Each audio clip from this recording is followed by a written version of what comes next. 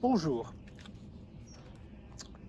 I shall talk now about Guy de Chauliac and the French and Spanish tradition of the treatment of cancer by pomfolix at Renaissance.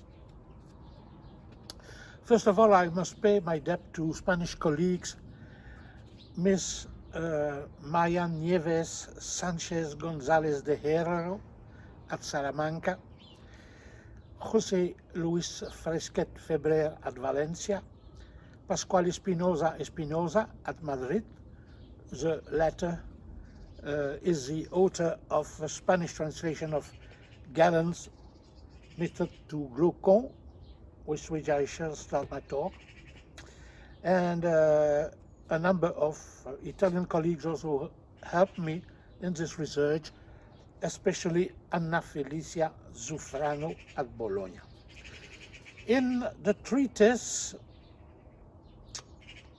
Galen deals with the causes and treatment of cancer and elephantiasis.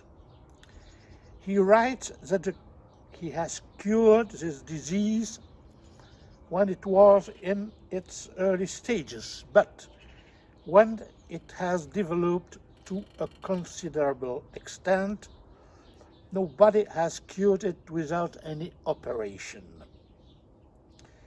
It is well known that Hippocrates advocated avoiding treatment using drugs which risk aggravating the disease, and that he considered that patients could live longer without any intervention. Galen says that after the tumor is removed, it is necessary to, quote, cauterize the roots of the disease with purgative medications. Thus, you pour on to the affected part the juice of nightshade, because it is the best drug in such cases. Galen also states that the use of nightshade may be replaced by a medicamentum ex pomfoligi, a drug using pomfolix. Modern scholars generally agree that pomfolix is impure zinc oxide. The latter was often designated by another term, the Latin tutia, in Spanish sometimes atutia or tusia, which come from the Arab tutia, copper sulfate. José Luis Fresquet Febrer observes that for the great Spanish linguist Johann Corominas, his semantic transition could be due to the fact that both drugs were used as eye drops. Galen deals with the pomfolix in his treatise on the nature and powers of simple medications, where chapter 25 of book 9 is entitled On Pomfolix and Spodium. The pomfolix, he says, is produced by phonesis. Small metallic fragments are projected into the air by fire, and they gather to produce the pomfolix, while those which fall on the ground constitute the spodium, a Latin word which means ashes. As a drug, spodium is of lower quality, for Galen never used it when he has pomfolix at his disposal. The latter is desiccating without being biting. That is why it is convenient for the cure of cancerous or cancerous ulcers, or any malignant disease. The term cancrosus, used by the Latin translators of Galen, may refer to the chancre, or to what we usually understand today by cancer. Some authors of the Renaissance used another term than cancrosus to designate the modern idea of cancer, especially cancer of the breast. Girolamo Mercuriale described as cancerosus the disease of the uterus which affected a noble woman of Reggio Emilia in his books of medical answers and consultations published in 1587. Mercurial held the chair of practical medicine in Padua before he left his famous university for that of Bologna, which was even older. Another distinguished professor, also at Bologna, Giulio Cesare Claudini, used the same word for cancerous when he treated of a patient suffering from a scirrhus of the face, a noli me tangere, literally, don't touch me. Claudini published his medical answers and consultations in 1607.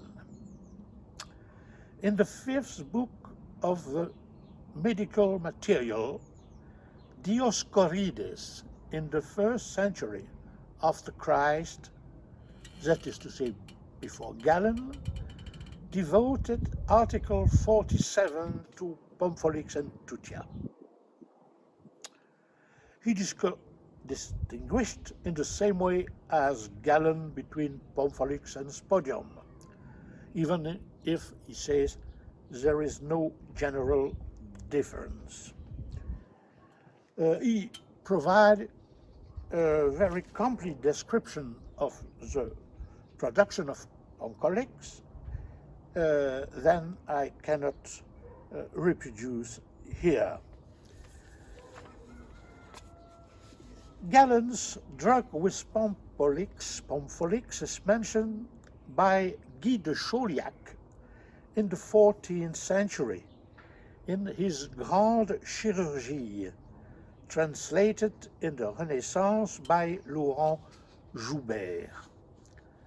The cancerous apostemo is here defined as a hard, round, venous brown tumor which increases in a short time and gives no rest as it is hot and painful. This malignant disease affects notably women in the breast and glandular places, especially when they do not have their menses. Chauliac reformulates Galen's medications and specifies that Pompholix has been used in an ointment of a special composition, which he owed to Theodore, that is to say, Teodorico Borgognoni, Bishop of Bitonto in Puglia, who lived in the 13th century.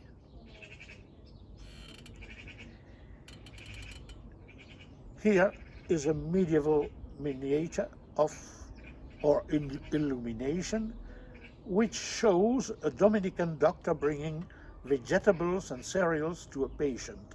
And the image comes from a manuscript kept at the University of Pennsylvania.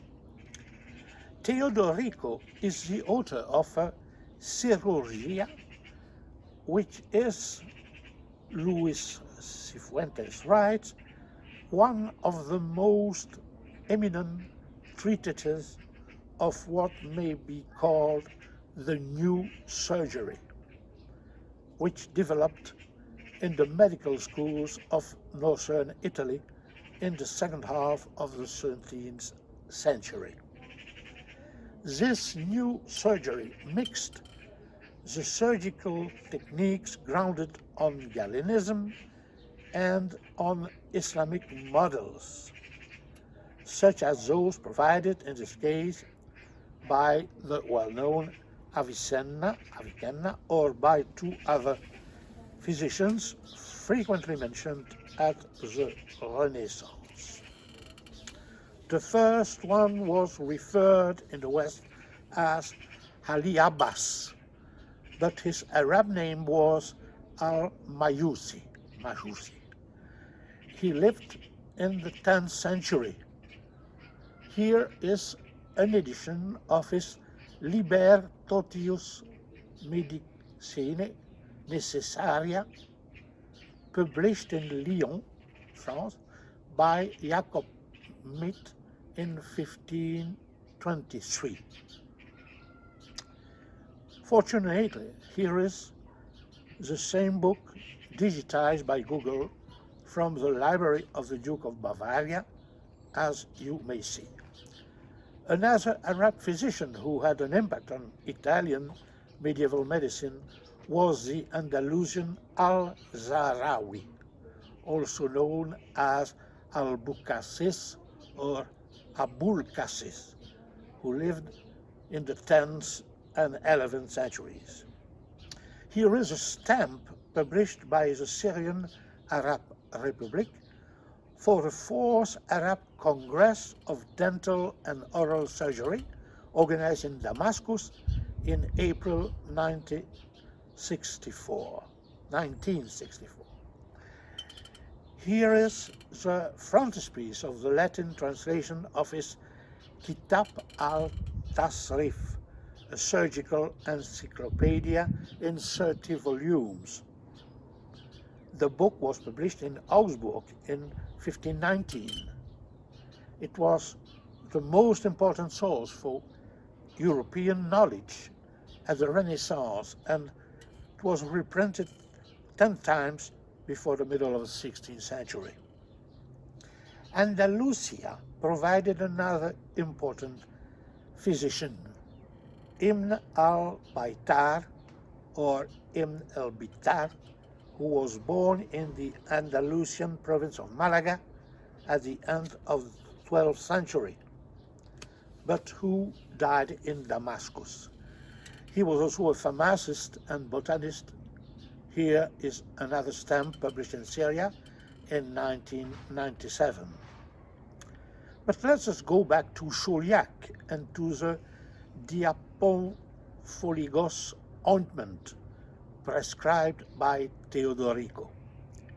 It includes these elements: oil of rose, white wax, juice of red seeds of nightshade, washed ceruse, burned and washed lead, incense, and of course, pompholics, which, as Chauliac specifies in brackets, is the same as tutia, a word which is unknown in English.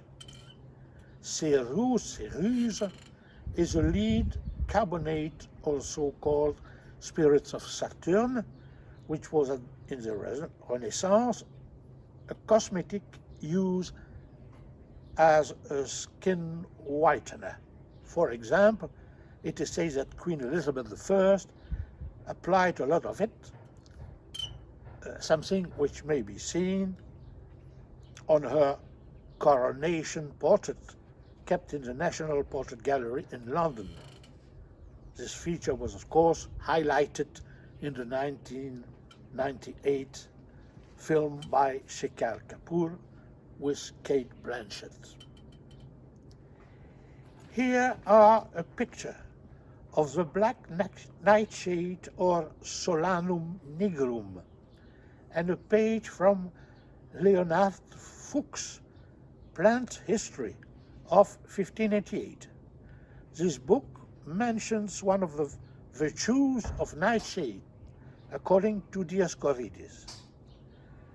The latter say that its use applies with ceruse or of rose, and litharge is good against St. Anthony's fire and rodent ulcers. St.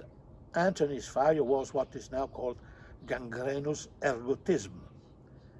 La litharge is also called yellow lead.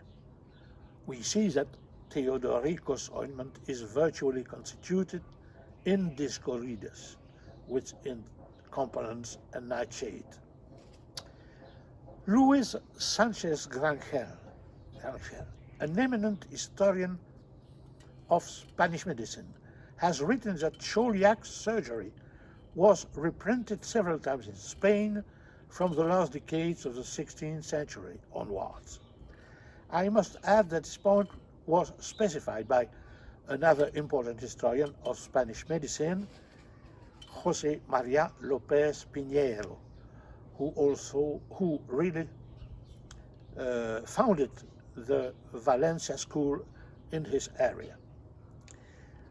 So a translation in Catalan was provided in 1422 by Bernat de Casaldevol and Jerónimo de Masnovel.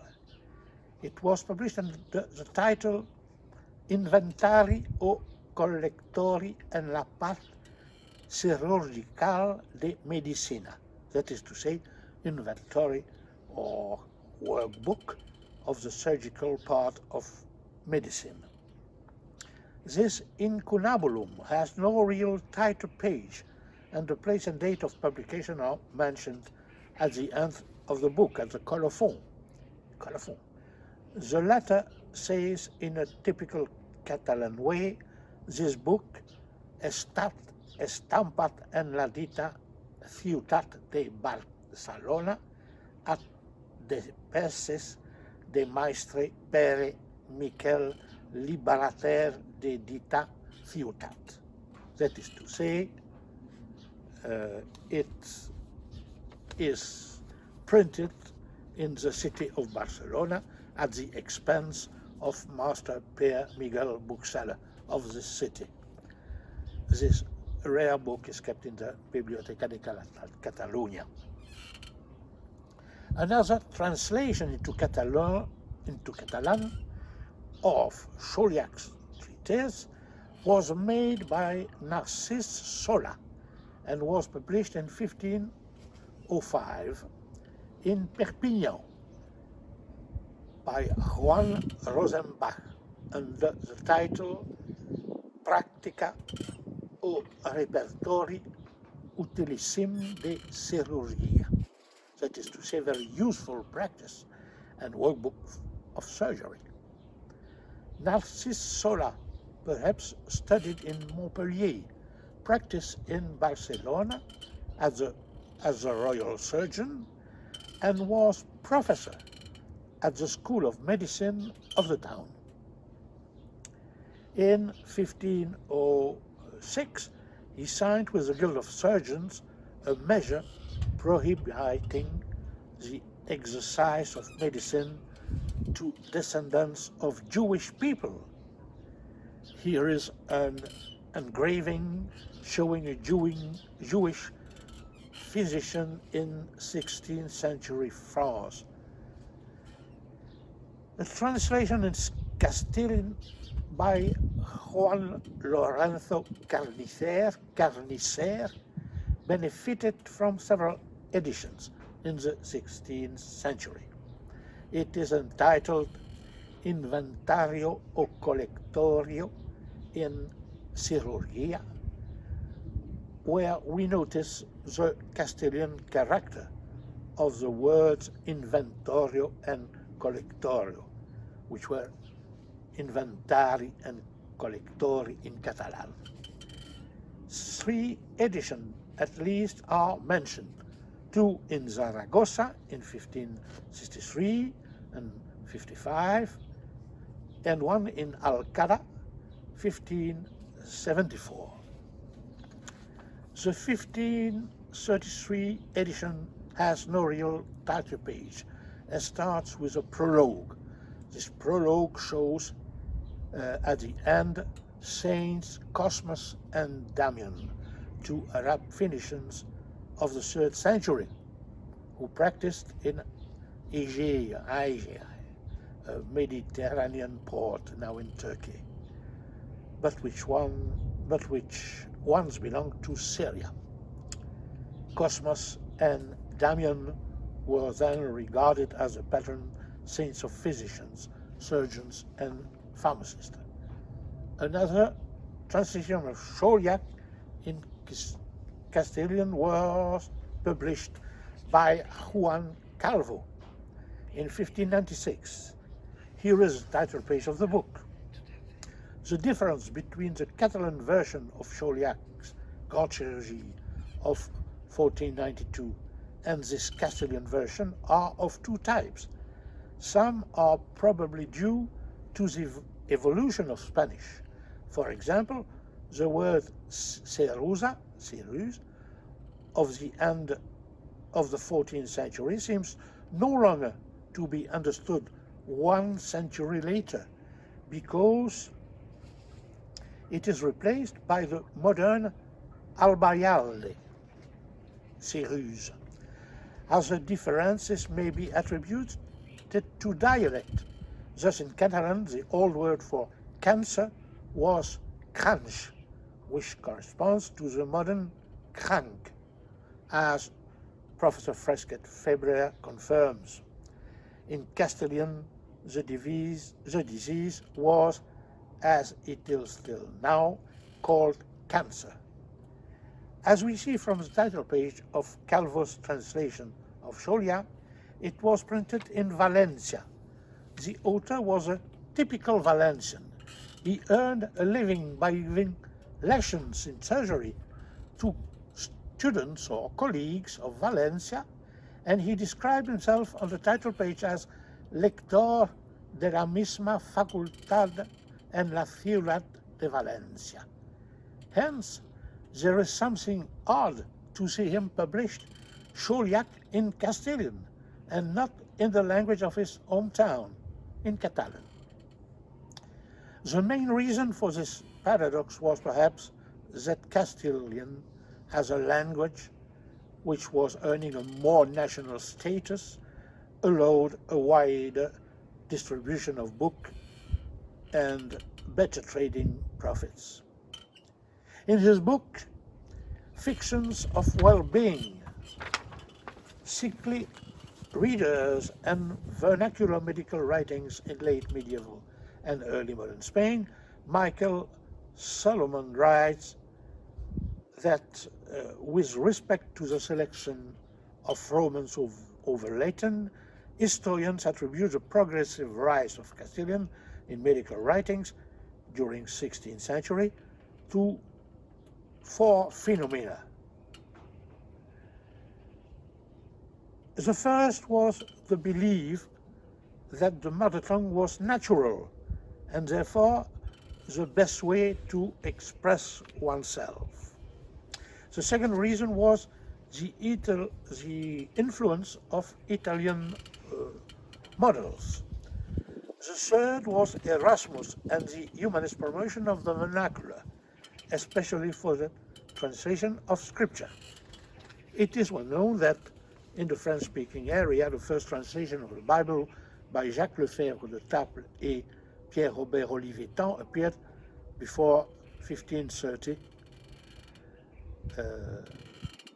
Here is the translation by Lefebvre de Table in the Antwerp edition of 1534 by Martin Lempereur, an edition coming from the Musée Calvin in Noyon. Another reason, last reason, mentioned by Michael Solomon lies in the increasing use of Castilian in Charles V's administration. The medieval Reconquista has provided Castilian with a decisive impulse on the Spanish linguistic scene. The text known as Cantar del Mio Cid, or El Poema del Cid, written in medieval Castilian, spread the dialect towards other areas than Castile, for example, towards the province of Aragon and Leon. Thus, Castilian acquired in Spain a prominent and official status, which crystallized with the union of Aragon and Castile in the last quarter of the 14th century, by the marriage of Fernando II and Isabella. This eminent status was illustrated, as it is well known, by the Grammatica Castellana, published in 1592 by Antonio de Nebrija. Here is a title part of the book.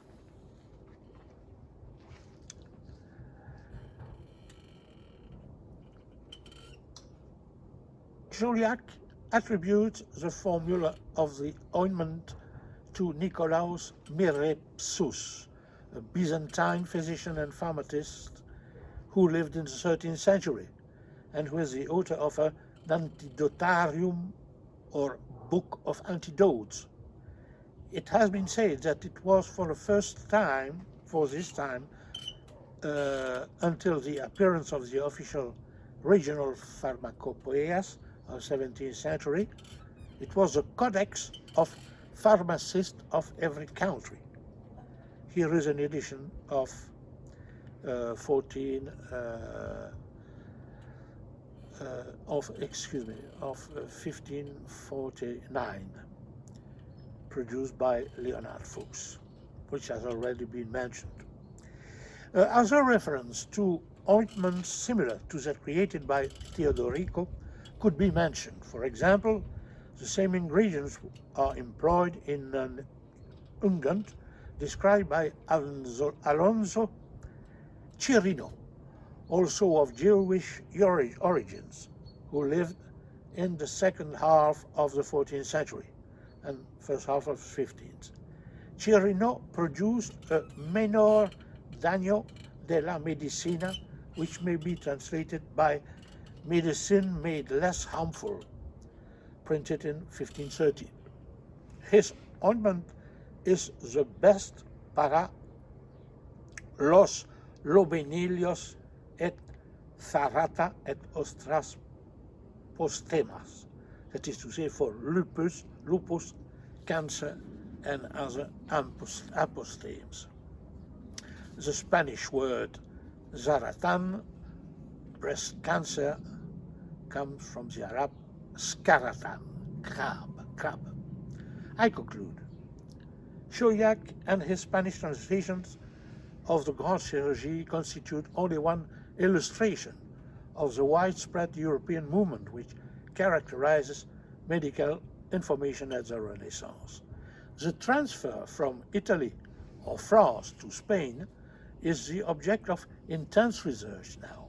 For example, Guglielmo da Saliceto and his pupil Guido Lanfranchi in the 13th century occupy a decisive place in the history of oncology.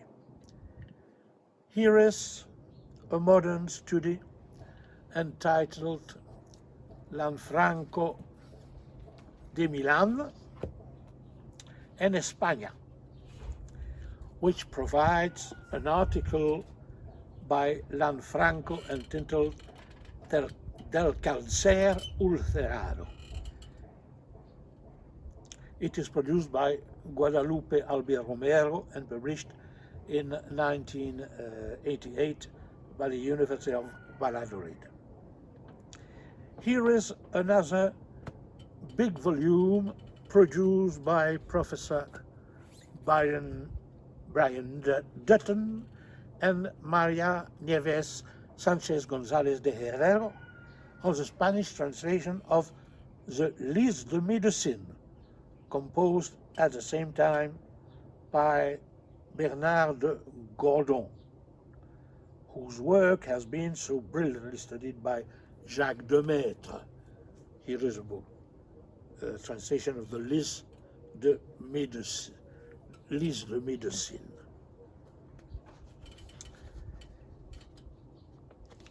And finally, here is a book by Francesca Roversi Monaco on teoria e pratica medica nel basso medievo, which deals with Teodorico Borgognoni, mentioned above. It was published in 2019 in the Micrologus Library of the Sismel collection at the Edizioni del Galluzzo in Florence. I could also mention the books made by Manuel Cerezo Magan, very interesting, La Salud Según Galeno, for example, or another one by Manuel Cerezo Magan, Galeno, Pionero del Nutricismo. Here it is. So, thank you very much.